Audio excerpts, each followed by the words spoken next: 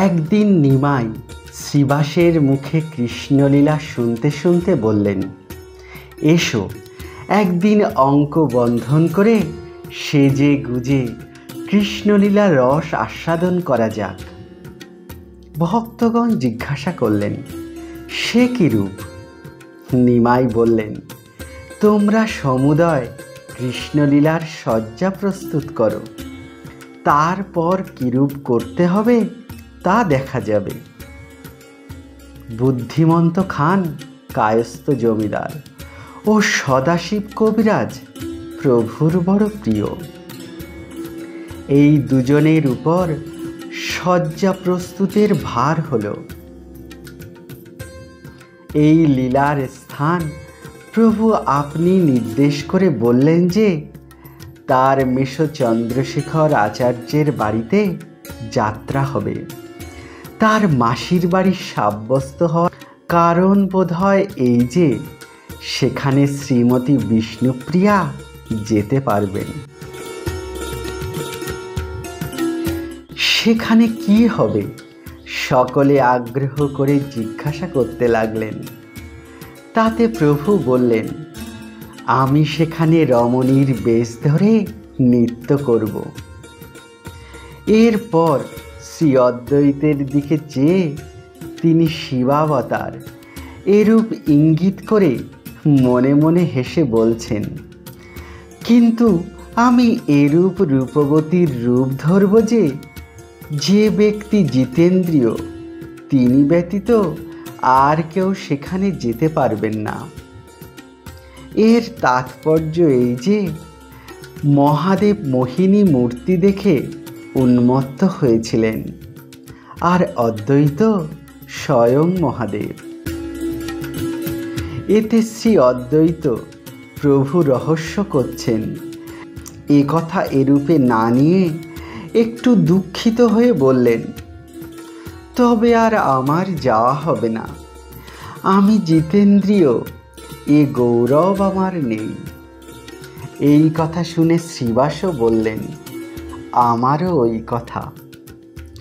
তখন নিমাই একটু হেসে বললেন, তবে হলো ভালো, তোমরা কেউ যাবে না, তবে এর অঙ্গ কাকে নিয়ে করব? তা আমি এর একটি উপায় করছি। তোমরা আমার বরে সকলে জিতেন্দ্রিয় হবে ও আমাকে দেখে কেউ মোহ পাবে না। এ কথা শুনে সকলে হাসতে লাগলো। তারপর সকলে জিজ্ঞাসা করলেন, যদি আমাদের নাট্যাভিনয় করতে হয় তবে কে কি সাজবেন, কে কি করবেন? যা করতে হবে তা আগে ঠিক করে দাও প্রভু। তখন মহাপ্রভু বললেন, আমি হব রাধা, গদাধর হবেন ললিতা, শ্রীপাদ নিত্যানন্দ হবেন আমার বড়াই, হরিদাস কোতোয়াল, শ্রীবাস নারদ।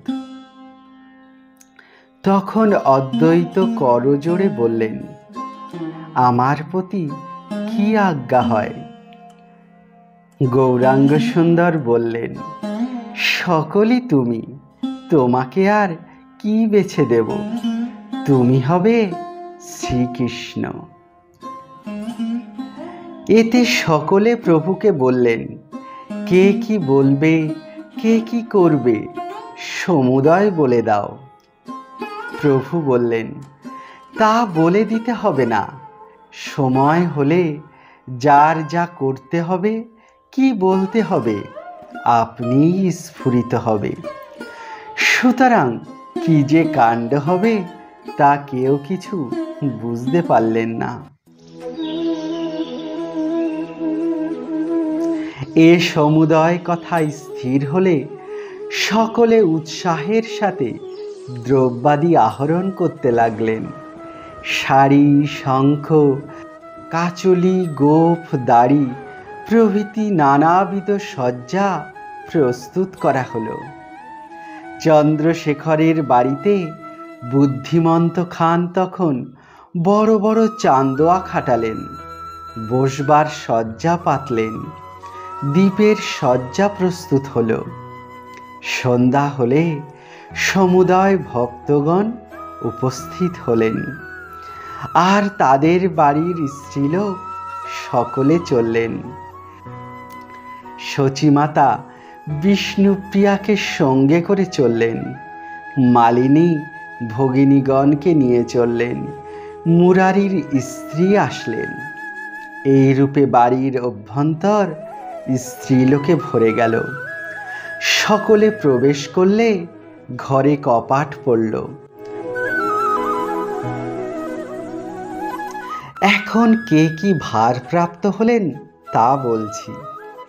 সকলকে সাজাবার ভার পেলেন বাসুদেব আচার্য। গায়ক হলেন 5 জন, যথা পুণ্ডরিক বিদ্যানিধি, চন্দ্রশেখর আচার্যরত্ন আর শ্রীবাসের 3 ভাই। যারা যারা সাজবেন তারা রঙ্গগৃহে সাজতে লাগলেন, আর সভায় গায়ক বাদক ও সভ্যগণ বসলেন। স্ত্রীলোকেরা কেউ ছাচিয়ায়, কেউ পীড়ার উপর, কেউ বা অভ্যন্তরে বসলেন। প্রথমে বাদ্য আরম্ভ হলো, তারপর গায়কগণ সুস্বরে শ্রী রাধাকৃষ্ণের স্তব পড়তে লাগলেন।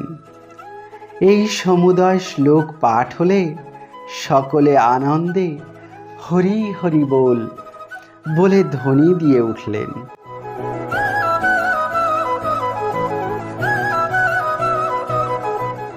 এমন সময় হরিদাস রঙ্গভূমিতে সূত্রধর রূপে উপস্থিত হলেন।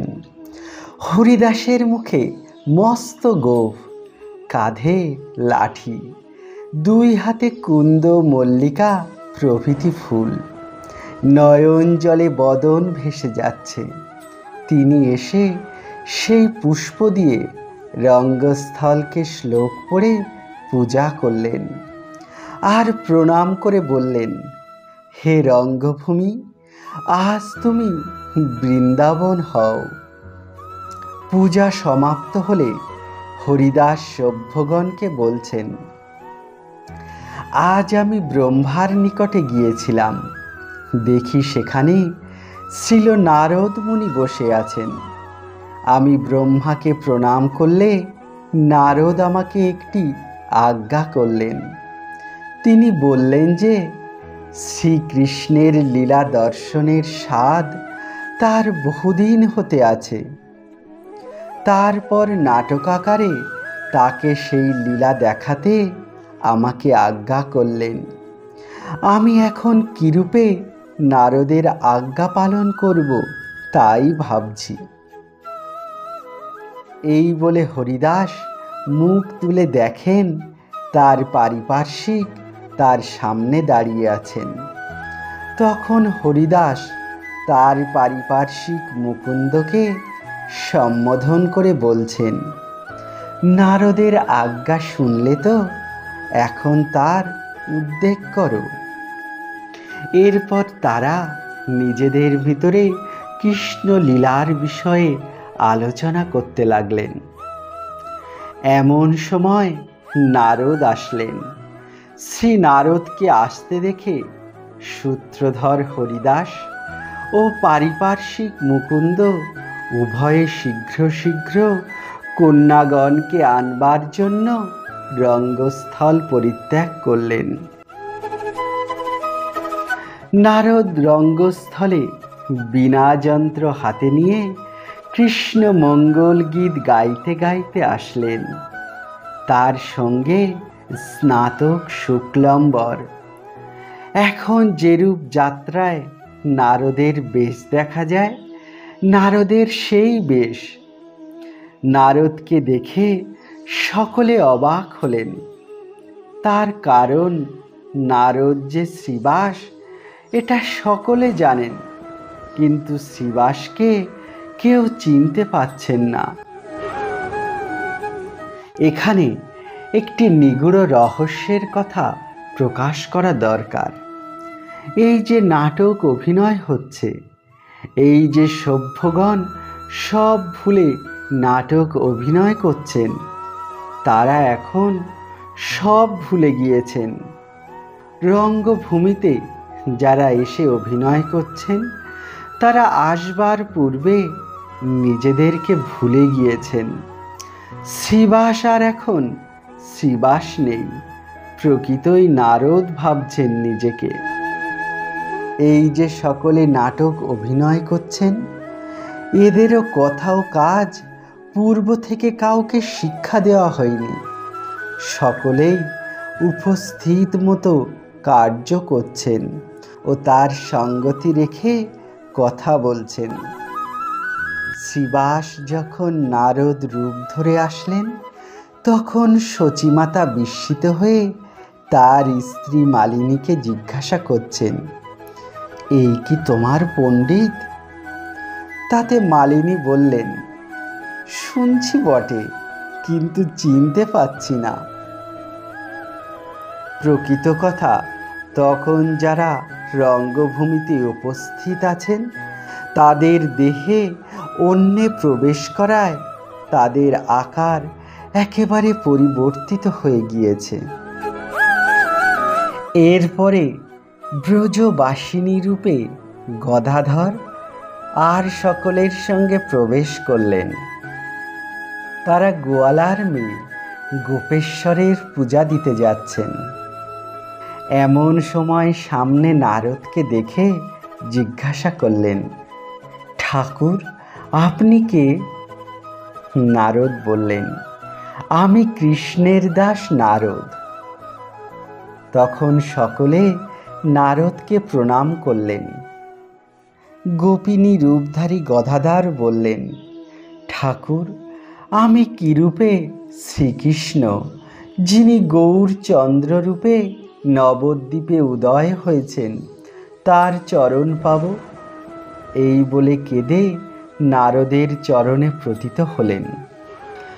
নারদ তখন বললেন, তুমি অবশ্য সে চরণ পাবে।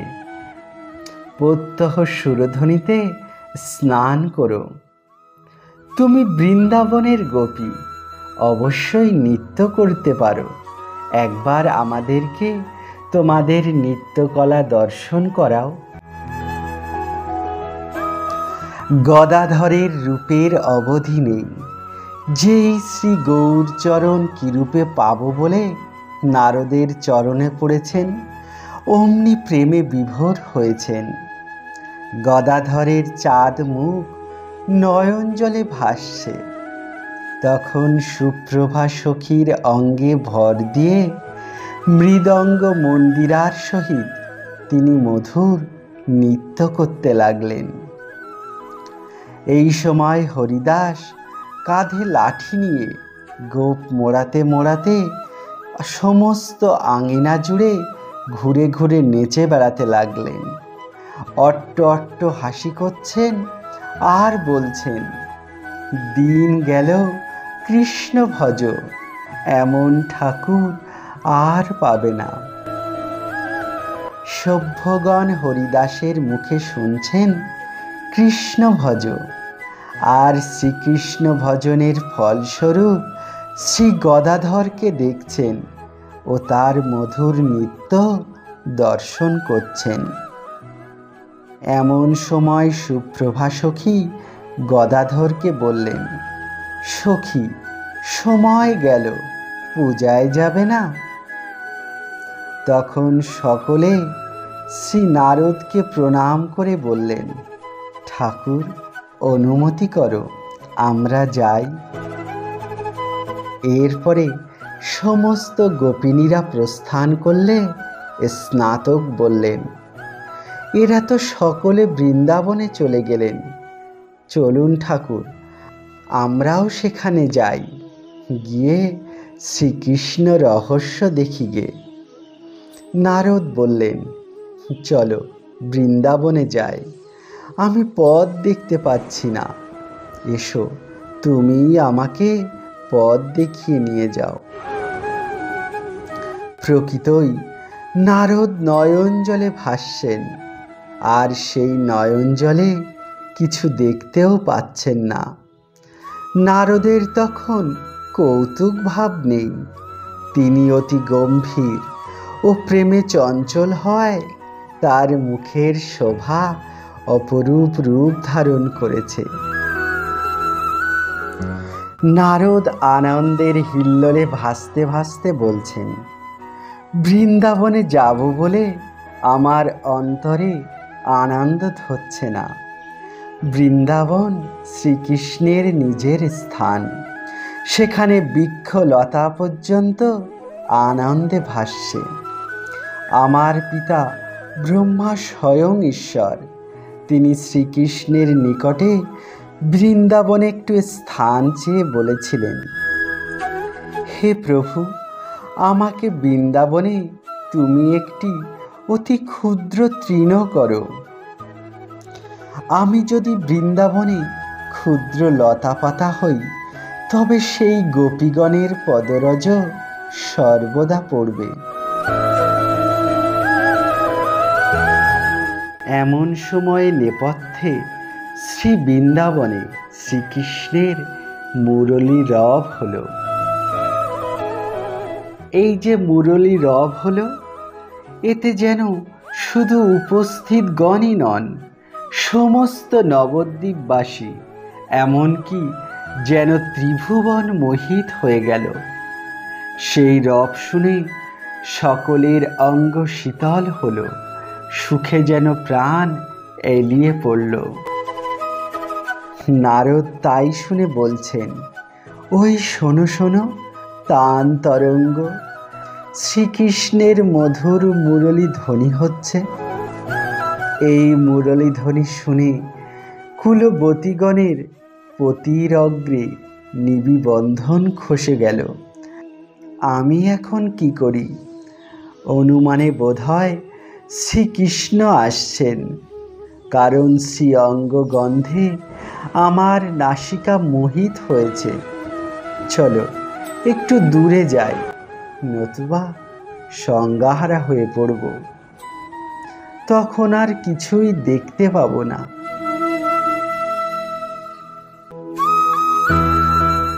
শ্রী অদ্বৈত শ্রীকৃষ্ণরূপে সখাগণ সহ প্রবেশ করলেন। শ্রীকৃষ্ণের করে মুরলী।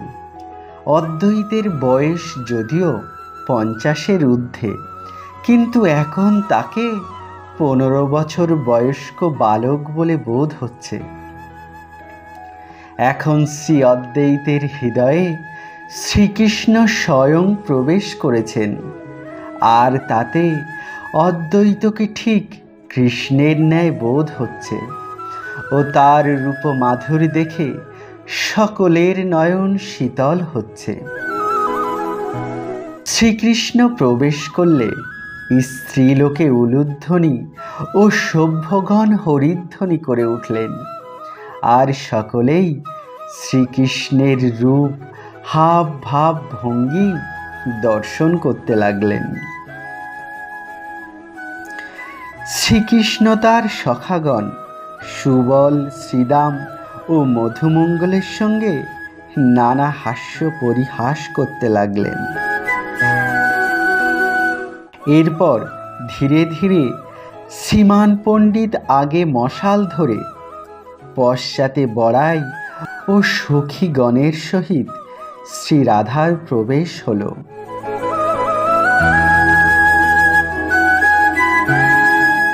এখানে বেশ গৃহের কথা কিছু বলা প্রয়োজন। নিমাই, গদাধর প্রভৃতিকে বাসুদেব আচার্য স্ত্রী বেশে সাজাচ্ছেন। হাতে কঙ্কন দিলেই নিমাইয়ের রূপকিনীর আবেশ হল, যথা চৈতন্য ভাগবতে, আপনা না জানে প্রভু রূপকিনী আবেশে। নিমাই ভাবছেন তিনি রূপকিনী, তার বিবাহ হবে, আর সেই নিমিত্ত তাকে সাজানো হচ্ছে। নিমাই রূপকিনী ভাবে অধমুখে রয়েছেন, নয়ন জলে পৃথিবী ভাসছে, আর নখ দিয়ে মৃত্তিকায় শ্রীকৃষ্ণকে পত্র লিখছেন। লিখছেন কি না শ্রীমদ্ ভাগবতের সেই 7টি শ্লোক, যা রূপকিনী প্রণয় লিপি করে শ্রীকৃষ্ণকে প্রেরণ করেছিলেন। সেই পত্রখানির মর্মকথা কিছু বলা হচ্ছে। রূপকিনী লিখেছিলেন, শ্রীকৃষ্ণ, তোমার রূপ ও গুণের কথা শুনে আমার ত্রিবিধ তাপ দূর হয়ে গিয়েছে। আমি স্ত্রীলোক, কিন্তু তোমার রূপে গুণে আমার লজ্জা নষ্ট হয়ে গিয়েছে। আজ তাই নির্লজ্জ হয়ে বলছি, আমার চিত্ত তোমাতে গিয়েছে। তা তুমি বিবেচনা করো, আমার দোষ কি?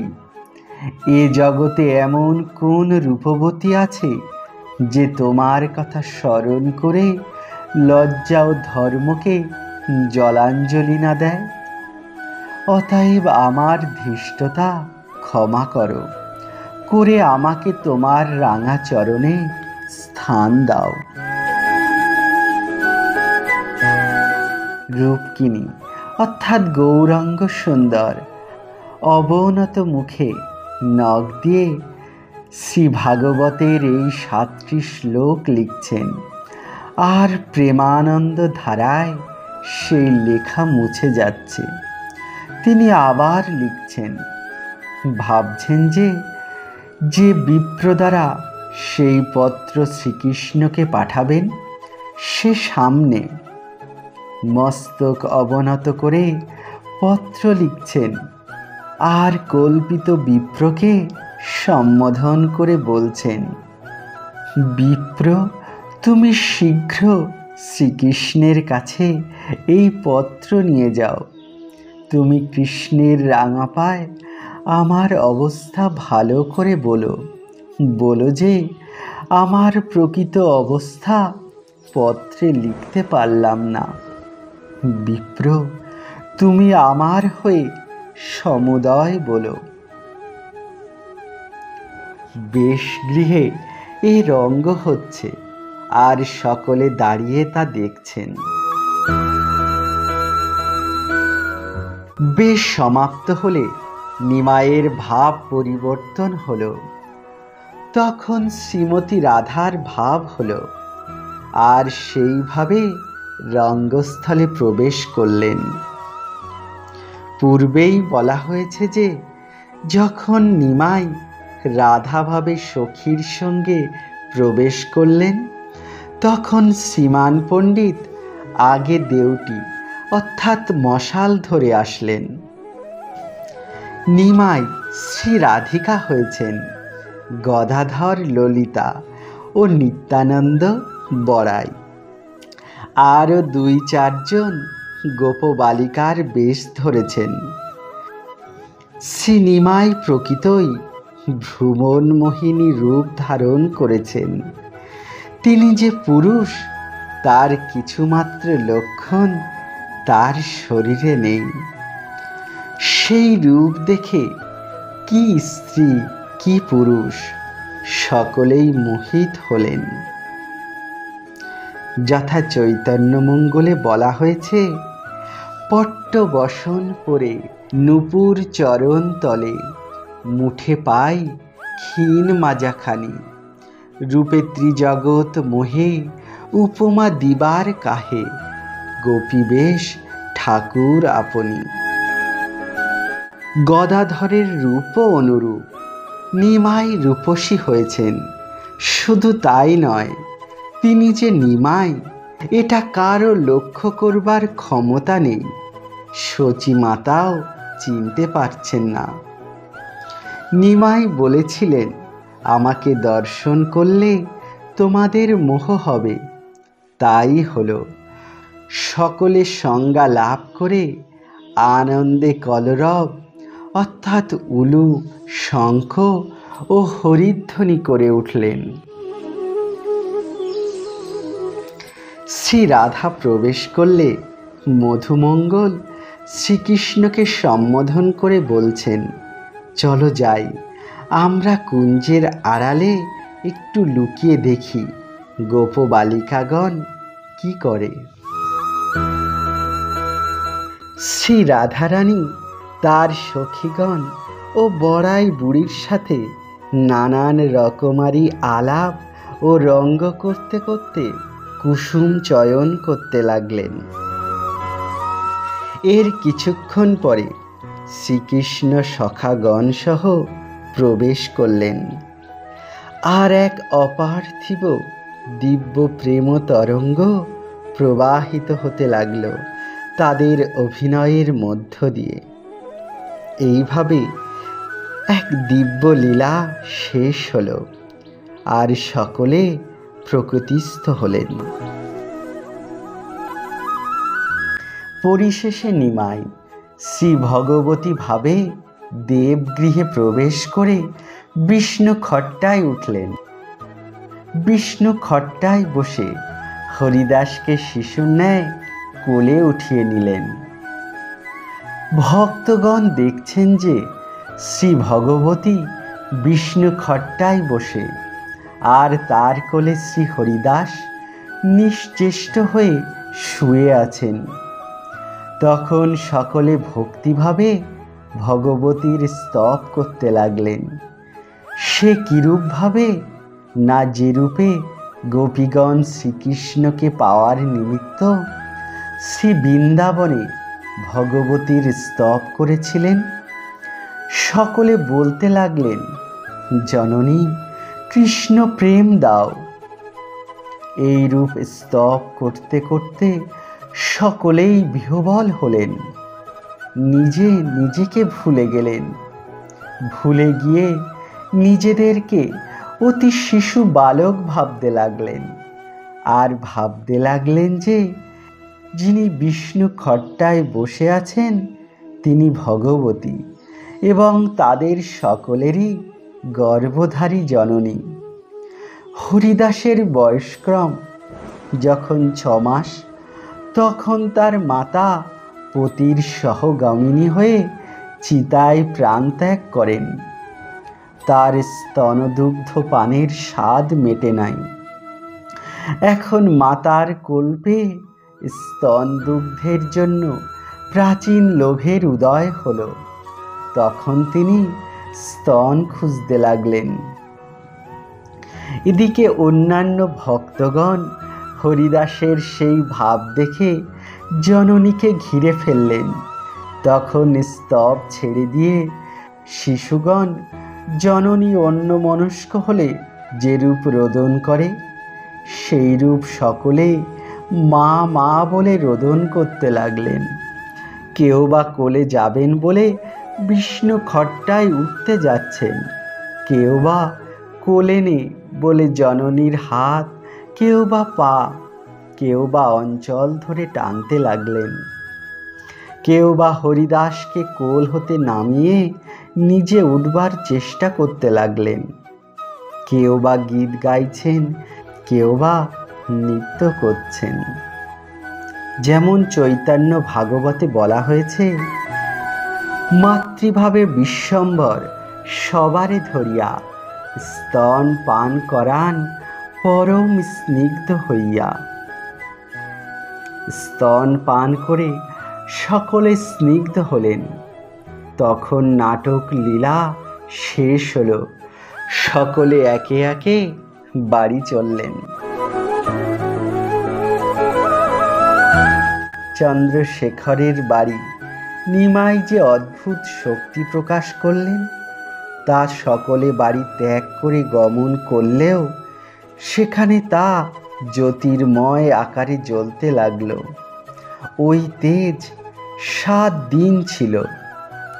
যে চন্দ্রশেখরের বাড়ি আসে সেই জিজ্ঞাসা করে, এই যে তেজ জ্বলছে এ কি? কেউই সেই তেজের আগে চোখ মেলতে পারে না, যেন চক্ষু ফুটে পড়ে। যথা চৈতন্য ভাগবতে উল্লেখ আছে, 7 দিন শ্রী আচার্য রত্নের মন্দিরে পরম অদ্ভুত তেজ ছিল নিরন্তরে। চন্দ্র সূর্য বিদ্যুৎ একত্রে যেন জ্বলে। দেখো এই সুকৃতি সব মহা কৌতূহলে। যতেক আইসে লোক আচার্যের ঘরে, চক্ষু মেলিবারে শক্তি কেহ নাহি ধরে। লোকে বলে কি কারণে আচার্যের ঘরে, দুই চক্ষু মেলিতে ফুটিয়া যেন পড়ে। এই লাখ লাখ চাঁদের ন্যায় শীতল তেজ নিমাই যখন শ্রী ভগবান রূপে প্রকাশিত হতেন, তখনই দেখা দিত।